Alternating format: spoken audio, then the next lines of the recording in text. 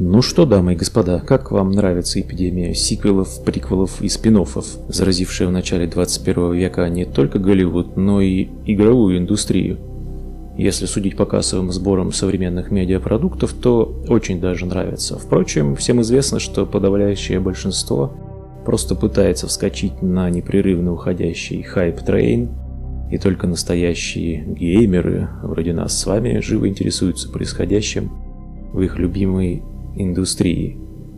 Звучит как, господи помилуй, любимая индустрия.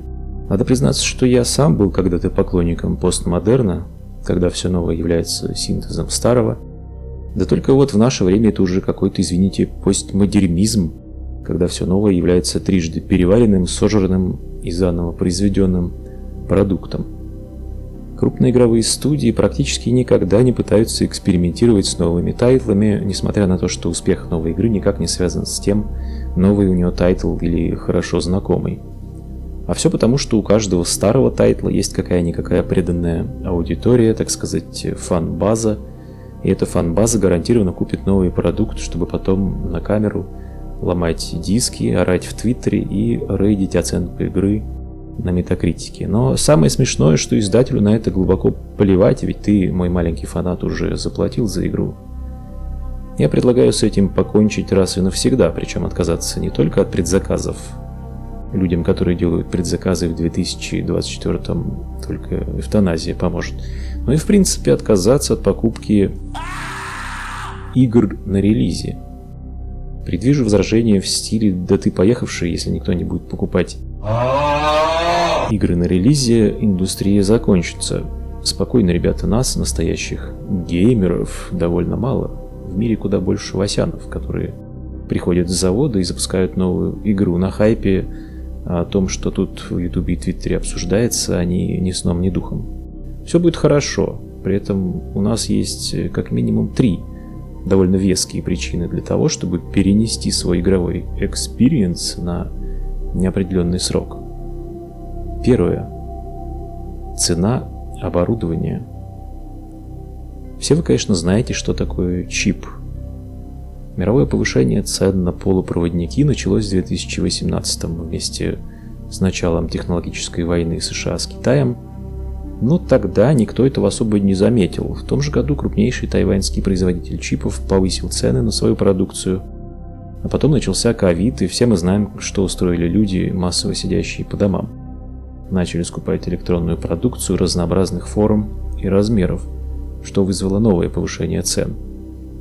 В 2021 тайваньские производители снова начали поднимать цены на чипы, и этот рост продолжается прямо сейчас, то есть в 2024 году. За эту информацию спасибо Copilot. Но потом тот, кого нельзя называть, устроил то, о чем нельзя говорить, и для тебя, житель русскоязычного пространства, закупка актуальных комплектующих для ПК могла и вовсе превратиться в квест повышенной сложности. Так не настало ли время вспомнить отличные игры, которые вышли некоторое время назад и будут отлично летать на любой картошке? Например, на той картошке, где я записываю этот звук. Причина 2. Цена игр. Был у меня один друг в Твиттере, который очень сильно советовал мне купить игру под названием Destiny 2. Я игры дороже 300 рублей в упор не видел, хотя и слил приличные деньги в разные ММО, а Дустан вместе с первым дополнением стоил 1500 рублей. И я заплатил, потому что друг мамой клялся, что Дустан — это лучший из игр, что выходили за последние 10 лет. К сожалению, друг забыл уточнить, что речь-то шла о консолях, ведь он сильно угорел по PlayStation. А консольщики, как известно, ребята своеобразные. Alright, here we go! Turning on the PlayStation 5 for the first time!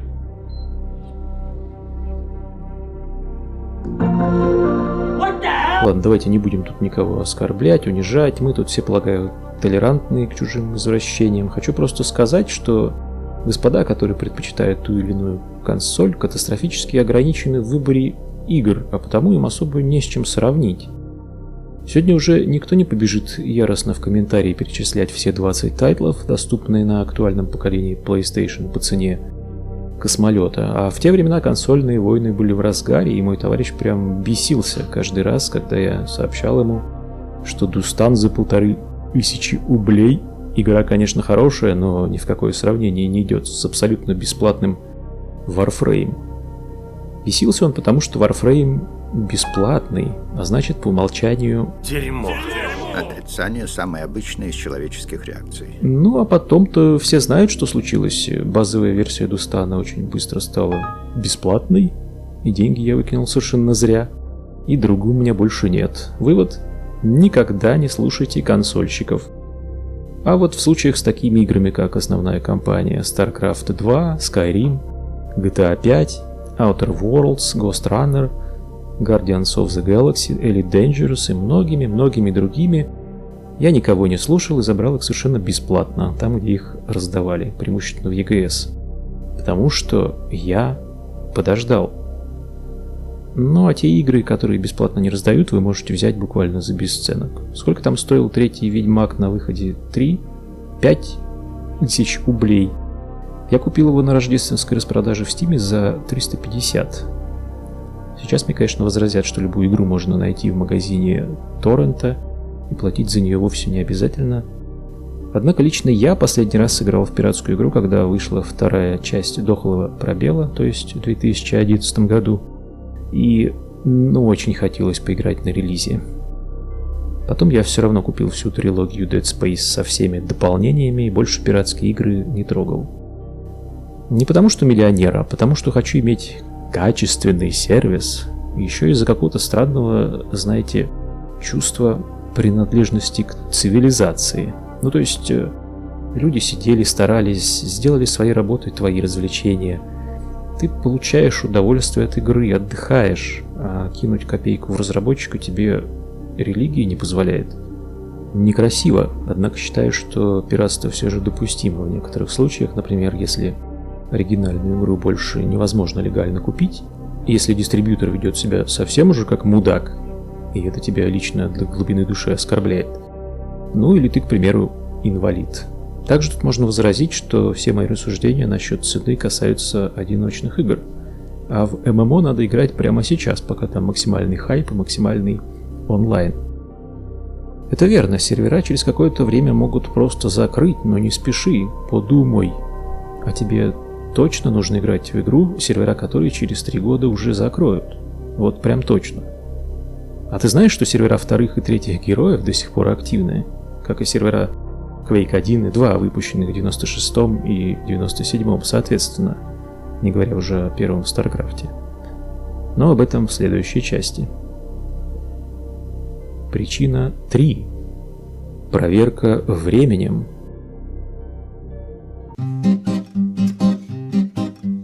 Эту аксиому понял я давно.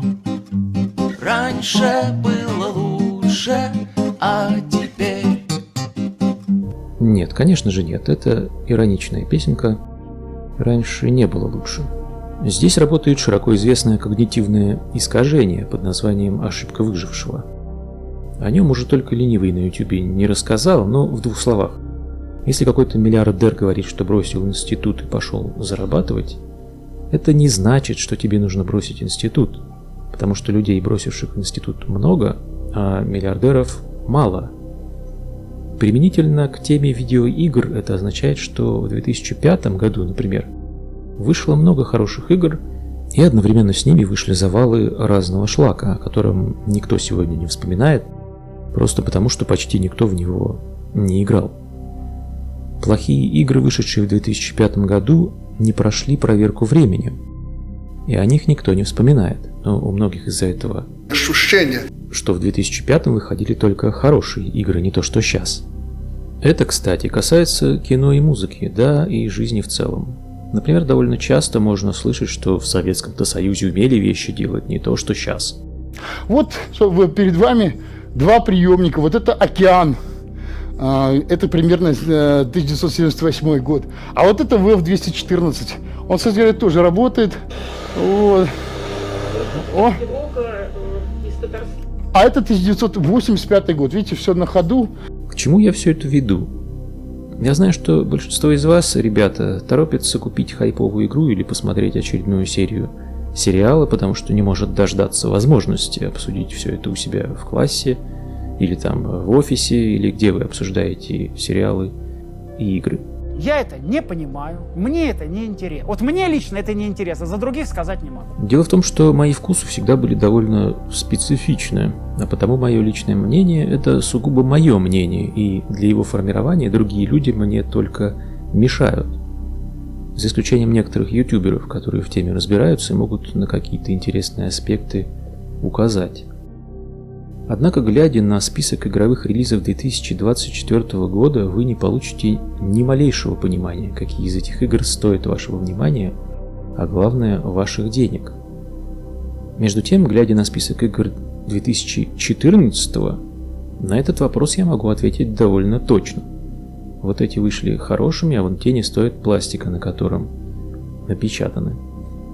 Причем эта оценка складывается как из стартовых факторов – техническое состояние на релизе, актуальность, реиграбельность, так и из долговременных, многолетняя техническая поддержка, исправление багов, выпуск дополнений, да и в целом внимание разработчиков и их дружелюбие в отношении игроков.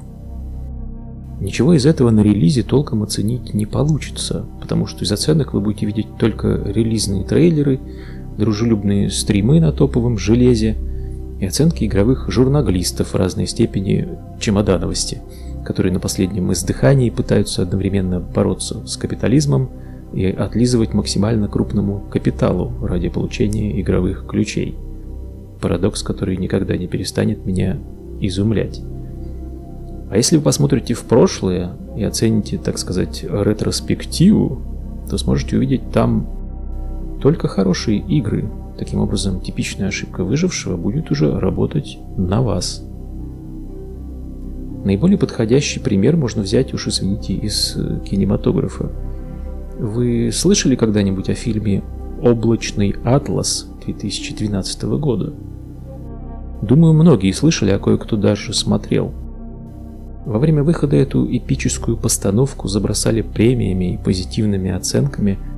Миллионы людей ставили 10 из 10 и писали восторженные отзывы о том, какой там глубокий сюжет и философские идеи. А теперь скажите, вы когда последний раз слышали об этом фильме? Есть люди, которые пересматривают регулярно «Облачный атлас».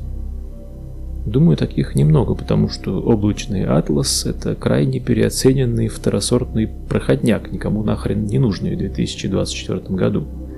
А вот наоборот, «Чужого» 1979 года выпуска я в 2019 смотрел в кинотеатре на юбилейном показе. Ну, потому что, вы понимаете, посмотреть первых «Чужих» в кинотеатре дорогого стоит. Надеюсь, понятно в целом, что я хотел сказать. Кстати, Неон Ронин выпустил недавно ролик про Republic Commando. Я кину ссылку в описании к видео. Обязательно зацените. Да и вообще Ронин мой любимый ютубер, он так смешно бомбит. Обожаю. Ладно, ребят, не будьте лохами, не позволяйте себя прогревать, не будьте фанатами. Хотя ладно, фанатами немножко можно. Но самое главное, ты никогда не разочаруешься, если не был очарован. Не ждите ничего хорошего от жизни, и она станет вас приятно удивлять. У меня вот, например, появился первый подписчик на Бусти, пользователь по имени Маня Мирок. Такое внимание очень для меня важно и говорит о том, что имеет смысл и дальше заниматься творчеством на YouTube. Если вы тоже захотите меня поддержать, чтобы я вместо картошки купил нормальный комп, ссылки для этого есть в описании. Также поддержать можно лайком и подпиской на канал. А на мой телеграм-канал не подписывайтесь, потому что нет у меня телеграм-канала, я вообще понять не могу, зачем кто-то подписывается на телеграм-каналы. Надеюсь, эта странная тенденция в ближайшее время заглохнет. Ну, а вам всем спасибо и пока. Раньше было лучше, было веселей, деревья были выше, трава зеленей. Музыка лучше была, люди добрее были. Хорошо бы было и сейчас, если б вы не ныли. Раньше было лучше, было веселей, деревья были выше, трава зеленей. Все это так, да. Но на самом деле лучше было тогда, когда вы не